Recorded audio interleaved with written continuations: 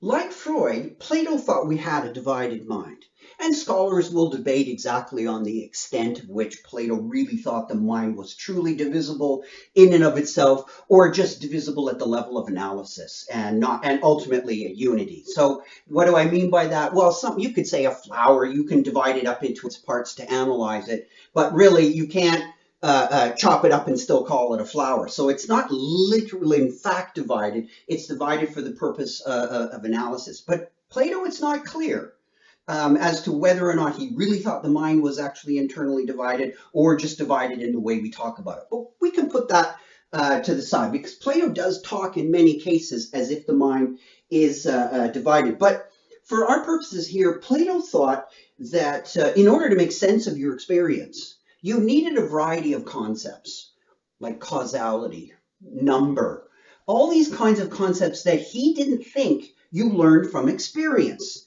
So Plato said, where did these ideas come from?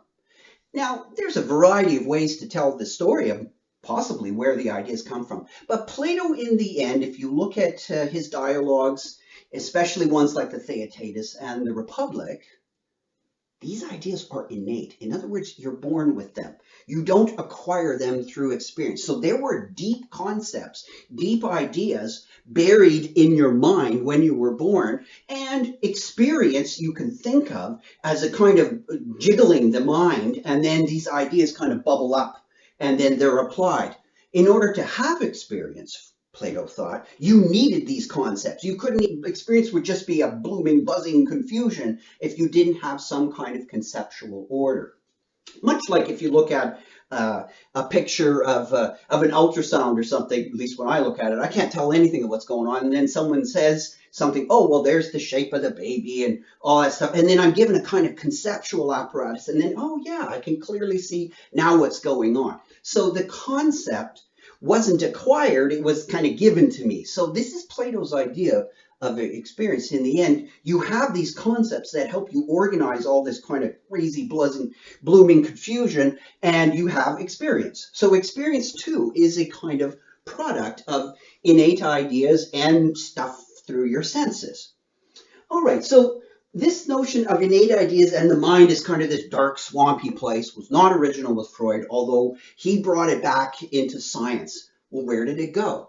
Well, I'm telling a very quick and potted little story about the history of science, but largely what happened is that a lot of scientists became disenchanted with the notion of innate ideas because the ideas of science, those ones seem to come from experience. And so they wanted to extend this to all concepts, saying, you know what, the mind is, according to science, a tabula rasa. We are not born with a bunch of ideas. We just go out into the world and we watch stuff and we formulate our ideas through our experience, through induction, generalization, recognizing similarities and difference, contrast, all those kinds of things.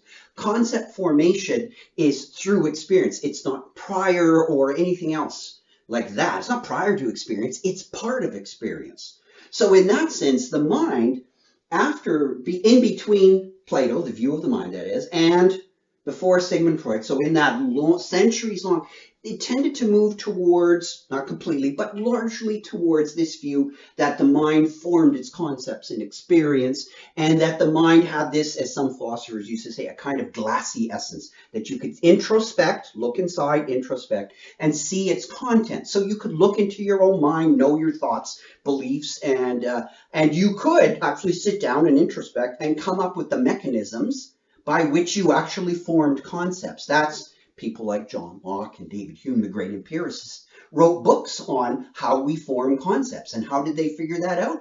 By sitting down and doing and performing introspection, looking at their own minds. So science then tended to reject innate ideas. But before I leave off on this topic, it has come back in a way through deep grammar. Chomsky talked about this a number of decades ago, but he said, that the mind has to be born with something for you to understand language. We understand language very quickly as human beings, from no time at all, from babbling to talking. How does that work? Couldn't work through that old empirical model of slow formation. He figured there was some kind of deep grammar. So we're born with the ability at least to learn human languages. Maybe We couldn't learn other languages. Like if you'd have been born on Earth, taken to Mars, you might not have been able to ever speak Martian because the grammar, the fundamental grammar would be so different. But all human beings share a kind of deep grammar, and that's what the mind is basically born with. All right, so a lot of this innate, all this kind of stuff, what I'm leading up to now is discussion of the notion of belief. Can we have unconscious beliefs, or how does that work? What exactly is a belief?